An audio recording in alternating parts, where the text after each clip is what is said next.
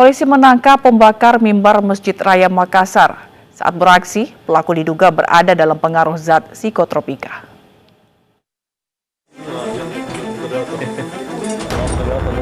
Kepolisian Jatanras Polrestabes Makassar bersama Resmo Polda Sulsel mengamankan pemuda berinisial KB 22 tahun, pelaku yang membakar mimbar Masjid Raya Makassar. Pemuda ini diamankan petugas bersembunyi di Jalan Tinumbu, Kecamatan Bontoala. Identitasnya diketahui polisi setelah memeriksa sejumlah saksi dan rekaman CCTV masjid. Polisi akan melakukan tes urin dan tes kejiwaan terhadap pelaku karena diduga pelaku dalam pengaruh zat psikotropika saat melakukan aksinya. Motif yang dilakukan pelaku dalam membakar mimbar Masjid Raya ini karena sakit hati kepada pengurus masjid, yang mana setiap pelaku KB ini datang ke masjid untuk beristirahat, tidur di masjid, ini selalu dilarang oleh pengurus masjid maupun pihak security. Diduga pelaku ini sudah lama mengkonsumsi zat-zat berbahaya, kandungan-kandungan berbahaya seperti yang diatur dalam undang-undang narkoba maupun psikotropika.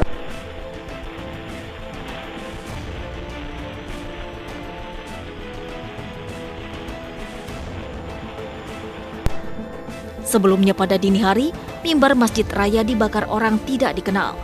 Selain mimbar, pelaku juga membakar Al-Quran dan jubah imam masjid. Sebelum menjalankan aksinya, pelaku sempat menutup CCTV masjid dengan sajadah.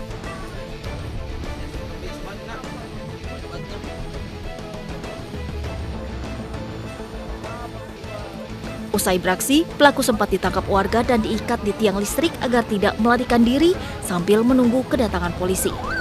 Dari Makassar, Sulawesi Selatan, Andi dari Sungguh, Muhammad Nurbone, iNews melaporkan. Pemerintah mengutuk aksi pembakaran mimbar masjid di Makassar, Sulawesi Selatan.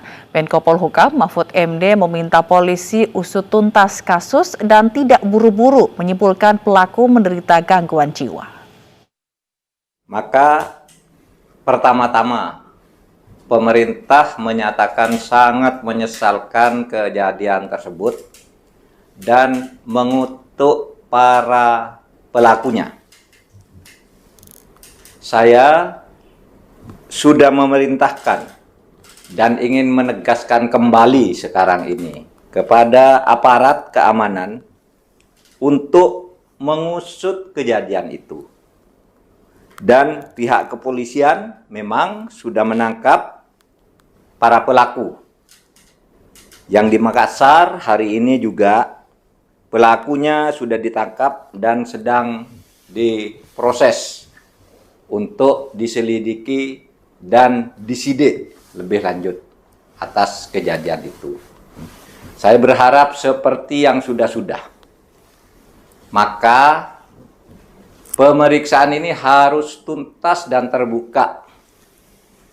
Jangan terburu-buru memutuskan bahwa pelakunya orang gila, seperti yang sudah-sudah. Tim Inafis Polresta Samarinda memasang garis polisi di rumah Juwana.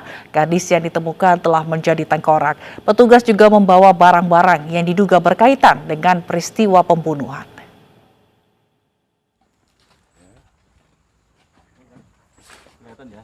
Tim Inafis Polresta Samarinda, Kalimantan Timur, Sabtu sore memasang garis polisi di mobil dan rumah korban di perumahan kehutanan Samarinda. Pemasangan dan pemeriksaan juga dilakukan di mobil milik korban.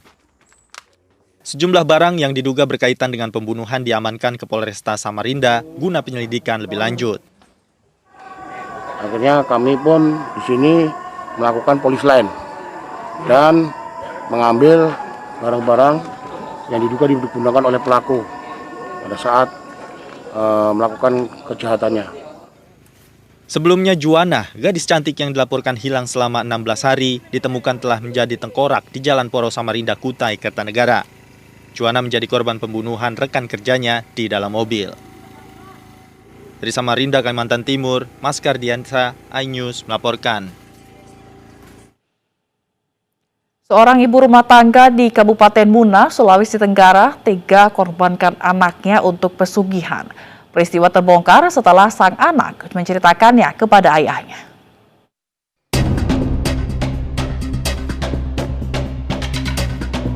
Seorang ibu rumah tangga berinisial ZY, warga Kecamatan Napabalo, Kabupaten Muna, Sulawesi Tenggara, tega mengorbankan anaknya untuk pesugihan. ZY mengorbankan anaknya yang masih di bawah umur untuk disetubuhi dukun palsu berinisial AU di salah satu penginapan demi mendapatkan harta. Pencabulan AU terhadap korban sudah terjadi berulang kali sejak tahun 2019 hingga Juli 2021. Ironisnya, ibu korban rela menunggu di depan kamar penginapan hingga selesai. Aksi bejat sang ibu itu terbongkar ketika korban BN menceritakan pada ayahnya yang baru pulang dari perantauan. Anaknya pun melaporkannya ke Polres Muna. Keterangan yang kami dalami dari ibu anak korban ini, bahwa ibu kandung anak korban ini diiming-imingi untuk memperoleh atau memperoleh uang yang banyak. Sehingga diberikanlah semacam jimat kepada dari diduga pelaku, jimat berwarna putih, kain putih. Kemudian jimat ini menurut pelaku bahwa bisa mempercepat memperoleh uang dalam waktu setahun 4 bulan. Sehingga ibu kandung anak korban ini terpengaruh, kemudian mempengaruhi pula anaknya, membujuk dan merayu, bahkan memaksa anaknya sampai akhirnya terjadi persetubuhan. Saat ini Satreskrim Polres Muna masih mengejar AU, dukun cabul yang merupakan pelaku utama. Sementara ibu korban berinisial ZY telah ditetapkan sebagai tersangka dan terancam hukuman 15 tahun penjara. Dari Kabupaten Muna, Sulawesi Tenggara, Febriono Tameng, iNews melaporkan. Sebelumnya di Goa, Sulawesi Selatan, seorang bocah 6 tahun nyaris buta akibat dianiaya orang tuanya sendiri. Penganiayaan dilakukan untuk kepentingan ritual pesugihan.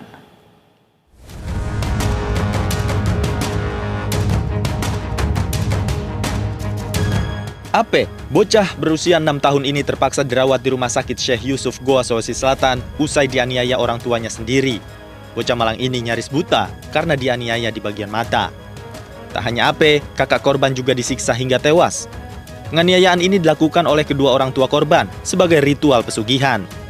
Ironisnya, aksi penganiayaan bahkan dibantu oleh paman dan nenek korban. Satreskrim Polres Goa, Sulawesi Selatan membongkar makam Dandi Saputra, kakak kandung bocah AP yang diduga tewas akibat dianiaya ibu kandungnya untuk pesugihan. Usai dibongkar, jenazah diotopsi guna memastikan penyebab kematian. Dalam kasus ritual pesugihan yang mengorbankan mata bocah berusia 6 tahun, 4 orang telah ditetapkan sebagai tersangka, yakni kakek, paman, dan orang tua korban. Dari Goa, Sulawesi Selatan, Tim Liputan iNews melaporkan. Setelah dinyatakan hilang selama 5 hari, tim SAR gabungan berhasil menemukan remaja pendaki gunung Muhammad Gibran Ar-Rasyid. Korban ditemukan dalam kondisi selamat dan langsung dievakuasi.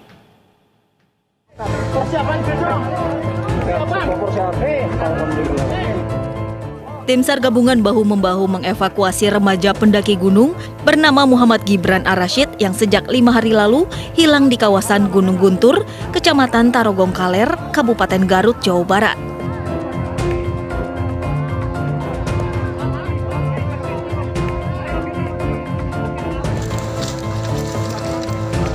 Gibran ditemukan di kawasan Curug Cikoneng dengan jarak hampir 1 km dari titik awal dilaporkan hilang di pos pendakian Gunung Guntur.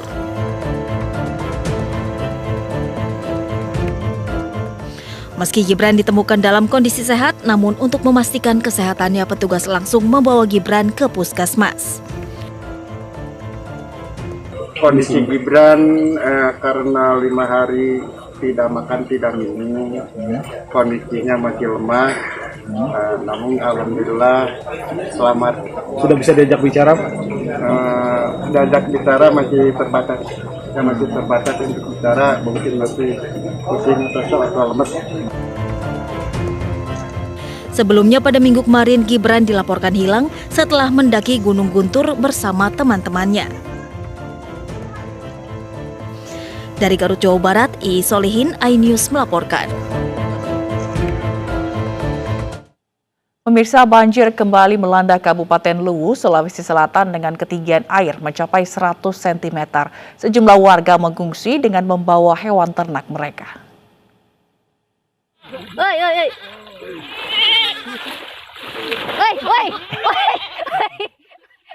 Banjir kembali melanda Kabupaten Luwu, Sulawesi Selatan dengan ketinggian air mencapai 100 cm.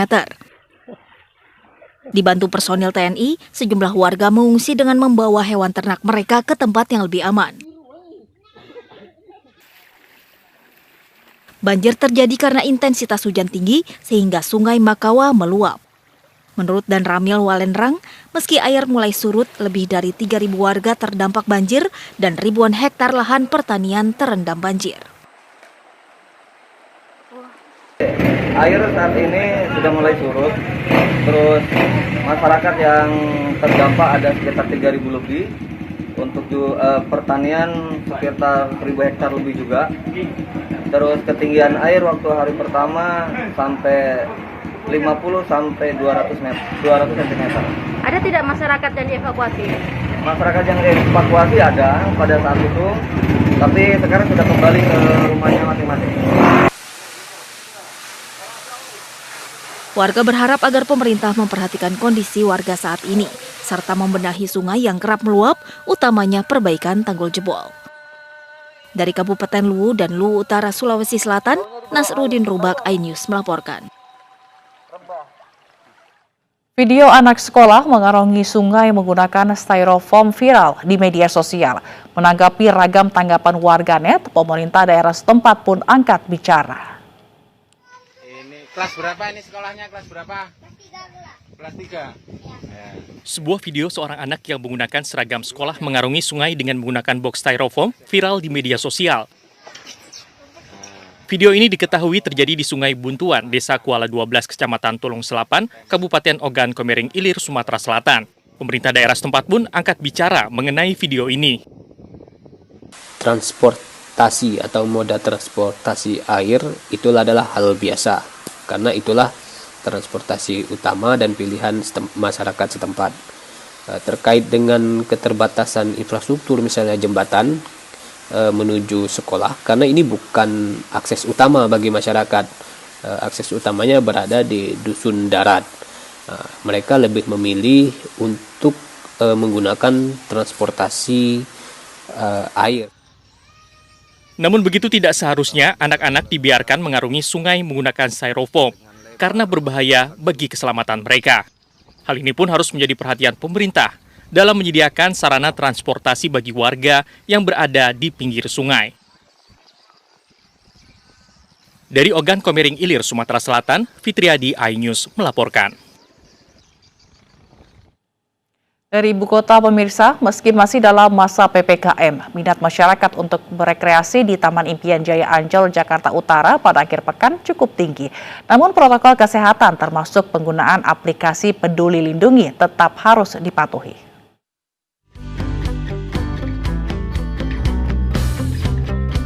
Kawasan Ancol kembali menjadi primadona warga untuk menghabiskan akhir pekan. Sejumlah warga terus berdatangan ke tempat-tempat wisata yang ada di Ancol. Salah satu aktivitas di tempat wisata ini yang tak boleh dilewatkan adalah berolahraga, apalagi di akhir pekan ini.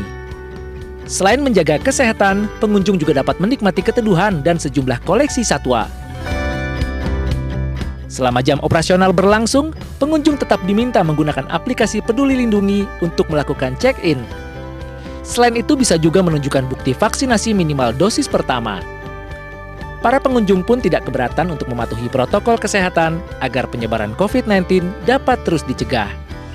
Kayak di tempat lain juga ya, di tempat-tempat umum sekarang harus pakai aplikasi Peduli Lindungi ya bagus. Jadi jauh lebih bagus dan kita jadi merasa lebih aman gitu. Tapi itu penting banget kok, bener. Emang kita perlu yang refreshing kayak gini. Asal ya udah itu aturannya tetap dijaga. Dibukanya kembali kawasan wisata Ancol diharapkan dapat menghilangkan kejenuhan warga selama masa pandemi. Para pengunjung pun diharapkan tetap disiplin protokol kesehatan agar tidak memunculkan klaster baru. Dari Jakarta, Kevin Pakan, Pandu Priyo, Guntur Zulkarnadi, iNews melaporkan. Dari Jakarta, kita ke Yogyakarta, tepatnya di Gunung Kidul. Di tempat ini, wisatawan dapat menikmati indahnya panorama dari ketinggian. Namun karena masih pandemi COVID-19, para pengunjung diwajibkan mematuhi protokol kesehatan.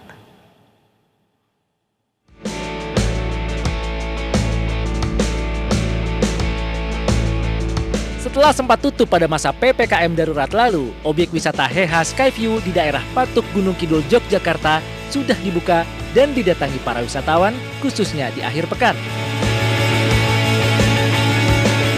Namun untuk mencegah penularan COVID-19, kapasitas pengunjung dibatasi maksimal hanya 25% saja dan wajib menjalankan protokol kesehatan.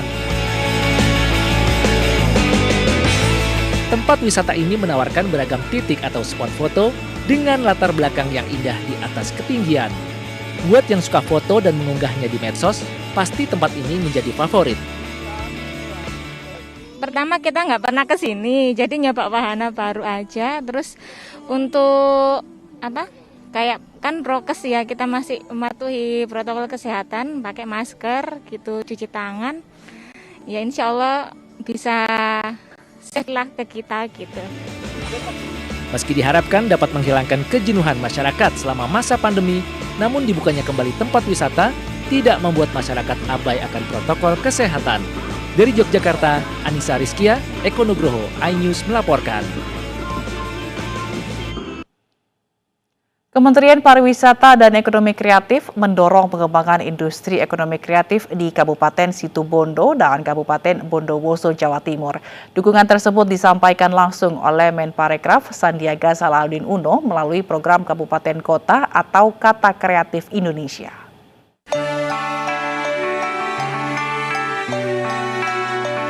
Pengembangan subsektor kria dan kuliner menjadi bahasan utama Menparekraf Sandiaga Salahuddin Uno saat menghadiri workshop Kata Kreatif Indonesia di Pendopo Bupati Situbondo, Jawa Timur. Kedua subsektor yang menjadi unggulan di kota santri ini perlu ditingkatkan untuk membuka lapangan kerja bagi masyarakat. Programnya betul-betul menyentuh apa yang dibutuhkan masyarakat, baik dari segi pemasaran, pemodalan untuk membuka lapangan kerja seluas-luasnya. Saya apresiasi. Mendukung ya apa yang menjadi kreativitas di Situbondo ini, pastinya beliau akan membantu untuk mengangkatnya. Dan kami juga yang ada di Situbondo berusaha nih, teman-teman kreativitas juga lebih produktif lagi walaupun di masa pandemi. Sementara itu di Kabupaten Bondowoso, Menparekraf meminta pemerintah daerah dan pelaku ekonomi kreatif untuk mengembangkan potensi industri kreatif dan wisata alam agar bangkit dari keterpurukan. Motivasi kita untuk lebih mendorong para ekonomi kreatif lebih meningkatkan perekonomian mereka. Workshop Kata Kreatif Indonesia nantinya akan memberikan pendampingan mengenai akses pemasaran, kemudahan perizinan, pelaporan keuangan, dan akses pembiayaan untuk memudahkan pelaku ekonomi kreatif dalam mengembangkan usahanya. Tim Liputan iNews melaporkan. 17 warga sipil dan tenaga guru dievakuasi Satgas Nemangkawi dan Kepolisian Pegunungan Bintang keluar dari Kiwirok ke Oksibil. Selengkapnya sesaat lagi.